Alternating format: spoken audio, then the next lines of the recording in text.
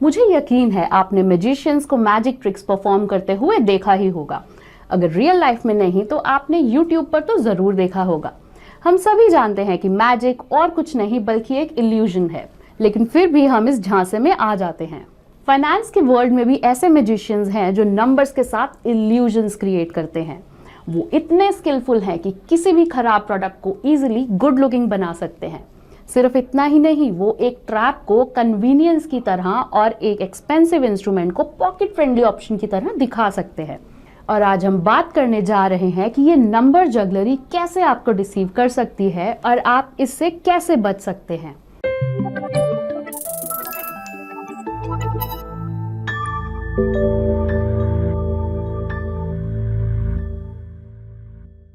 हम यहाँ स्कैम्स की बात नहीं कर रहे हैं। वो आपको जो डेटा दिखाते हैं वो सही और फैक्चुअल है, वो रूल्स के अकॉर्डिंग काम करते हैं। बस वो आपको ऐसे नंबर्स दिखाते हैं जो प्लीजिंग होते हैं और पेनफुल पॉइंट्स छोड़ देते हैं। इस वीडियो में हम बैंकिंग प्रोडक्ट्स को स्पेशली डिस्कस करेंगे। अगर आपको ये वीडियो पसंद आए तो इस वीडियो को थम्स अप देना ना भूलें। हम इंश्योरेंस और म्यूचुअल फंड्स पर ऐसे और वीडियोस बनाएंगे। Hello and welcome to ET Money Hindi. लेकिन इससे पहले कि हम आगे बढ़े, एक क्विक अपडेट। ये वीडियो आप ईटी मनी के हिंदी यूट्यूब चैनल पर देख रहे हैं। हमारा एक इंग्लिश चैनल भी है जहां आप सभी वीडियोस इंग्लिश में देख सकते हैं। और अगर आप इंटरेस्टिंग तरीके से वेल्थ बिल्डिंग की बेसिक समझना चाहते हैं तो आप हमारे 5 मिनट फाइनेंस चैनल को चेक कर सकते हैं। अब नंबर जगलरी पर वापस आते हैं। तो इस वीडियो में आपके लिए क्या है, हम उन इम्पॉर्टेंट नंबर्स और कैलकुलेशंस पर डिस्कशन करेंगे जिन्हें आपको 3 बैंकिंग प्रोडक्ट्स में समझना चाहिए।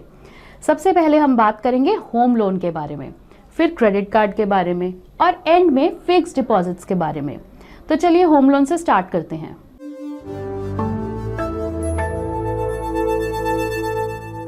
हम में से कई लोगों ने ऑलरेडी होम लोन लिया होगा और कई लोग इसे प्लान कर रहे होंगे कि बोरो कैसे करें, क्योंकि होम लोन के जरिए हम में से ज्यादातर लोगों के लिए घर खरीदना पॉसिबल हो सकता है। लेकिन रेगुलरली ईएमआईज पे करने के बावजूद हो सकता है आपका प्रिंसिपल अमाउंट कम ना हो। आइए इससे एक एग्जांपल से समझते हैं। अब मान लीजिए कि आप 8.5% पर एनम के इंटरेस्ट रेट पर 25 साल के लिए 1 करोड़ का होम लोन लेते हैं। आपकी ईएमआई 80,523 रुपीज पर मंथ या 9.66 लाख पूरे साल के लिए बनती है। आप फर्स्ट ईयर के लिए सभी ईएमआईज पे कर देते हैं। आप अपने आउटस्टैंडिंग प्रिंसिपल को पे करते हैं और वो अभी भी लगभग 99 लाख रुपीस है।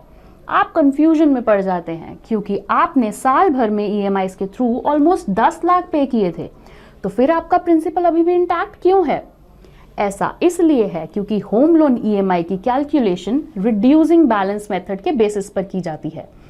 इस मेथड में इंटरेस्ट की कैलकुलेशन एट ए गिवन टाइम रिमेनिंग प्रिंसिपल पर की जाती है।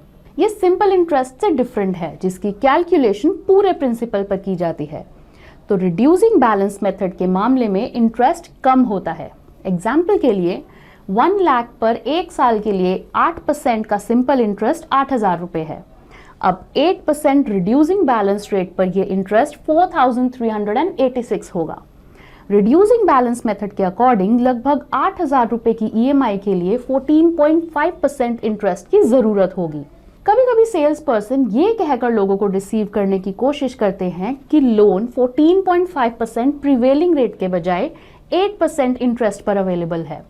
वो 14.5% इंटरेस्ट रिड्यूसिंग बैलेंस मेथड के कॉन्टेक्स्ट में है, 8% सिंपल इंटरेस्ट के कॉन्टेक्स्ट में है। तो मैथमेटिकली दोनों सेम नंबर्स हैं। इसलिए जब ईएमआई की कैलकुलेशन रिड्यूसिंग बैलेंस के अकॉर्डिंग की जाती है तो इनिशियल ईयर्स में इंटरेस्ट कंपोनेंट का उनमें एक मेजर हिस्सा होता है। जैसे जैसे टाइम बीतता है प्रिंसिपल पोर्शन बढ़ता है और इंटरेस्ट कंपोनेंट कम हो जाता है। अपनी स्क्रीन पर दिए गए टेबल पर एक नजर डालें। आप 1 करोड़ के लोन के लिए 25 साल की ईएमआई का शेड्यूल देख सकते हैं एट 8.5% पर एनम। टेबल के इंटरेस्ट और प्रिंसिपल कॉलम पर ध्यान दें। इनिशियल ईयर्स में इंटरेस्ट बड़ा होता है और बाद के सालों में प्रिंसिपल बड़ा होता है। इसीलिए इनिशियल ईयर्स के दौरान आपका प्रिंसिपल कंपोनेंट कम नहीं होगा। इसका मतलब ये भी है कि स्टार्टिंग ईयर्स में होम लोन प्री पे करना बेटर है, ना कि 10-12 साल तक ईएमआई पे करने के बाद। इस तरह आप इंटरेस्ट आउटगो को बचा सकते हैं। बाद के सालों के दौरान अगर आप प्री पे करते हैं तो आप मोस्टली प्रिंसिपल वापस कर रहे हैं, इसीलिए इंटरेस्ट आउटगो पर लिमिटेड सेविंग होती है। फॉर एग्जाम्पल, उसी होम लोन के लिए अगर आप 12 EMIs पे करने के बाद 2 लाख रुपए का प्री पेमेंट करते हैं तो आप इंटरेस्ट में 12.45 लाख करोगे और total loan tenure 23 years and 7 months हो जाएगा। अगर आप 120 EMIs पे करने के बाद 2 लाख का प्री पेमेंट करते हैं तो आप इंटरेस्ट में सिर्फ 5.08 लाख बचाएंगे और टोटल लोन टेन्योर कम होकर 24 ईयर्स एंड 4 मंथ रह जाएगा। इसीलिए अगर आप प्री पेमेंट प्लान कर रहे हैं तो इंटरेस्ट की सेविंग के लिए अपने लोन के स्टार्टिंग ईयर्स के दौरान ऐसा करें।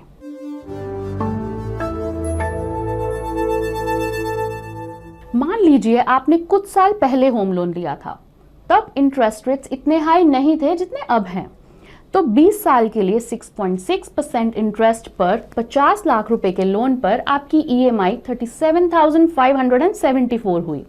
फिर इंटरेस्ट रेट बढ़ने लगे। आपके बैंक ने आपकी EMI अनचेंज्ड रखी, इसीलिए लोन टेन्योर धीरे धीरे बढ़कर 100 साल तक पहुंच गया। 100 साल। अपनी स्क्रीन पर टेबल पर एक नजर डालें। ये दिखाता है कि अगर आपकी EMI चेंज नहीं होती तो आपका टेन्योर कैसे बदलता है। ऐसा क्यों होता है? क्योंकि जब आप अपनी EMI को अनचेंज रखते हैं तो एक टाइम ऐसा आता है जब इंटरेस्ट EMI से भी ज्यादा हो जाता है, तो बचा हुआ इंटरेस्ट प्रिंसिपल में जुड़ना शुरू हो जाता है और प्रिंसिपल बढ़ने लगता है। इन रियलिटी आपका आउटस्टैंडिंग प्रिंसिपल बढ़ना शुरू हो जाता है and it attracts higher interest. इस फिनोमिनन को नेगेटिव अमोर्टाइजेशन कहा जाता है। लेकिन बढ़ते इंटरेस्ट रेट्स के इम्पैक्ट से बचने के लिए कुछ तरीके भी हैं। पहला ये है कि इंटरेस्ट रेट बढ़ने पर आप अपनी EMI बढ़ा सकते हैं। इससे ये सर्टेन होगा कि आपका टेन्योर ना बढ़े। बेशक इससे आपकी EMI बढ़ जाएगी और आपकी फाइनेंशियल सिचुएशन स्ट्रेच हो सकती है। इसके अलावा हो सकता है कि बैंक आपको बाद में कम EMI पर शिफ्ट करने के लिए अलाउ ना करे। दूसरा तरीका ये है कि आप अपनी EMI और टेन्योर को इस तरह बढ़ाएं कि बढ़ी हुई EMI आपको पॉकेट पर बर्डन ना लगे। अगर आप ऐसा करते हैं और इंटरेस्ट रेट बढ़कर 9.1% हो जाता है तो आपका लोन टेन्योर 20 ईयर्स से बढ़कर 27 ईयर्स एंड 2 मंथ्स हो जाएगा। आपकी EMI 37,574 रुपए से बढ़कर 41,441 हो जाएगी।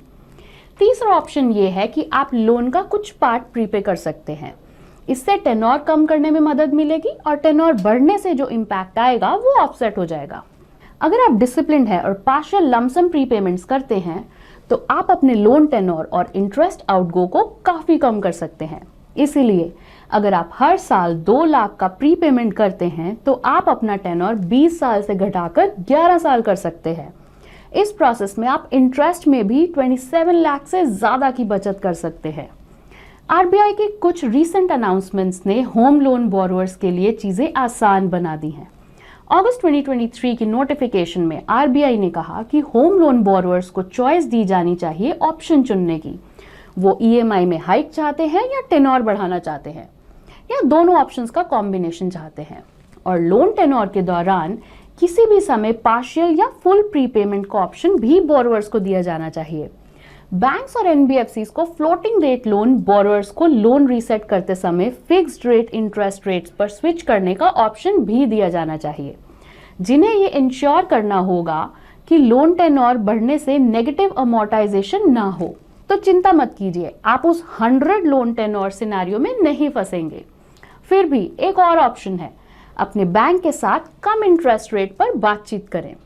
बैंक्स अक्सर नए कस्टमर्स को लोअर इंटरेस्ट रेट्स ऑफर करते हैं, तो आप लोअर रेट पर माइग्रेट करने के लिए ट्राई कर सकते हैं।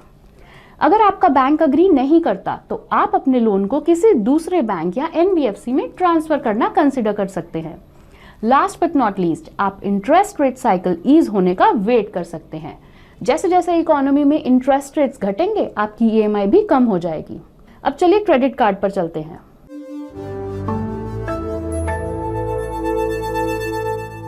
अगर आप उन लोगों में से हैं जो रेगुलरली क्रेडिट कार्ड यूज करते हैं तो ये आपको सरप्राइज कर सकता है। अगर आप अपने क्रेडिट कार्ड पर 100 रुपए या 200 रुपए की छोटी अमाउंट पे करना भूल जाते हैं तो अगले महीने पेनल्टी हजारों में हो सकती है। इसे एक एग्जाम्पल से समझते हैं। मान लीजिए कि आपके क्रेडिट कार्ड का आउटस्टैंडिंग 50,100 है। ड्यू डेट से पहले आप 50,000 रुपीज पे कर देते हैं। अब आपके क्रेडिट कार्ड का आउटस्टैंडिंग है 100 रुपये। आप सोच सकते हैं कि इससे ज़्यादा फर्क नहीं पड़ेगा, आखिरकार आपको 45 दिन का इंटरेस्ट फ्री पीरियड मिलता है। लेकिन ये इस तरह काम नहीं करता। अगर आपका कोई आउटस्टैंडिंग बैलेंस है तो इंटरेस्ट फ्री पीरियड आपके लिए अवेलेबल नहीं है। अगर आपका कोई आउटस्टैंडिंग है तो क्रेडिट कार्ड कंपनी आपको डेली बेसिस पर इंटरेस्ट चार्ज करना शुरू कर देगी। अब मान लीजिए आप अगले महीने 30,000 रुपये स्पेंड करते हैं। पिछला आउटस्टैंडिंग बैलेंस 100 रुपये के साथ अब टोटल आउटस्टैंडिंग 30,100 रुपये हो गया है। इस पूरे अमाउंट पर इंटरेस्ट लगेगा। 3.5% मंथली इंटरेस्ट के हिसाब से आपको 1,054 रुपीज चुकाने होंगे। साथ ही आपको इस इंटरेस्ट पर 18% GST भी देना होगा। तो टोटल इंटरेस्ट 1,243 रुपीज बन जाता है। इफेक्टिवली 100 रुपये का आउटस्टैंडिंग नहीं चुकाने पर आपको 1,243 रुपीज का इंटरेस्ट देना होगा। अगर आपने सेटलमेंट पीरियड के एंड में 50,100 रुपीज की ड्यू अमाउंट में से 25,000 रुपीज पे कर दिए होते तो क्या होता? अब आपको 25,100 के rolled over dues plus 30,000 rupees के न्यू एक्सपेंडिचर पर 3.5% इंटरेस्ट और GST देना होगा। ये होगा 2,276 रुपीज। इसीलिए टाइम पर अपना क्रेडिट कार्ड बिल पे करना स्ट्रांगली रिकमेंडेड है।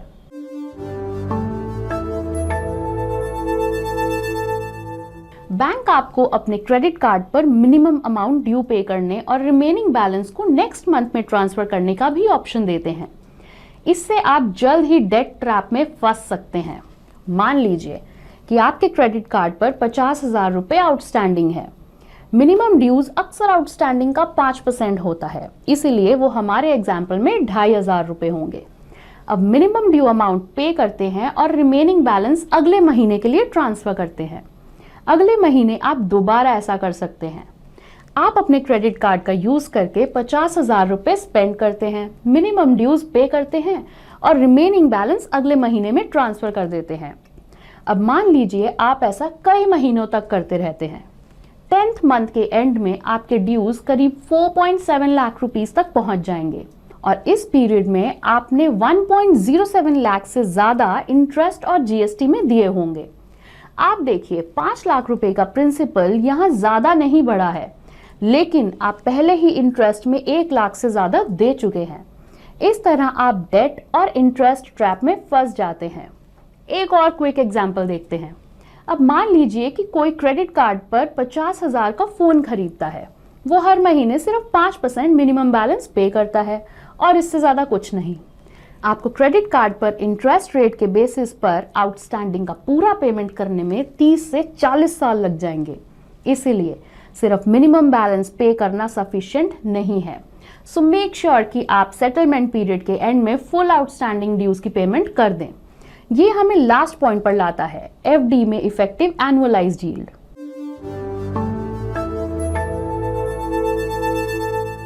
आप कौन सी FD में इन्वेस्ट करना चाहेंगे? वो जिसका इंटरेस्ट रेट 7% है, या वो जिसकी एनुअलाइज्ड यील्ड 7.19% है, या वो जिसकी इफेक्टिव एनुअलाइज्ड यील्ड 8.3% है? क्या आप लास्ट ऑप्शन 8.3% की इफेक्टिव एनुअलाइज्ड यील्ड में इन्वेस्ट करने के बारे में सोच रहे हैं? वेल, तीनों FDs एक्चुअली सेम ही हैं। आइए देखते हैं कैसे। एक्चुअल इंटरेस्ट रेट यानी 7% वो है जो आपका प्रिंसिपल अर्न करेगा। अब FD में यूजुअली क्वार्टरली कंपाउंडिंग फ्रीक्वेंसी होती है। इसका मतलब है कि 7% इंटरेस्ट में से 1.75% यानी 7% को 4 से डिवाइड करने पर हर क्वार्टर के एंड में आपके प्रिंसिपल में जोड़ा जाता है। फोर्थ क्वार्टर या फर्स्ट ईयर के एंड में बैलेंस अमाउंट 1,07,186 रुपीज है। ये 7.19% का रिटर्न है। इसे एनुअलाइज्ड यील्ड भी कहा जा सकता है। एनुअलाइज्ड यील्ड वो रेट है जिस पर आपका पैसा हर साल बढ़ता है। अब इफेक्टिव एनुअलाइज्ड यील्ड आती है। अगर आप 5 साल के एंड में कॉर्पस देखें तो ये 1,41,478 है। आपने 1 लाख का इन्वेस्टमेंट किया था तो आपका ओवरऑल रिटर्न 5 इयर्स में 41.48% है। अगर हम इस नंबर को 5 से डिवाइड करते हैं तो हमें 8.3% की इफेक्टिव एनुअलाइज्ड यील्ड मिलती है। इस तरह इफेक्टिव एनुअलाइज्ड यील्ड का मतलब है कि आपने हर साल कितना सिंपल इंटरेस्ट कमाया है। टेन्योर जितना लंबा होगा, इफेक्टिव एनुअलाइज्ड यील्ड उतनी ही ज़्यादा होगी।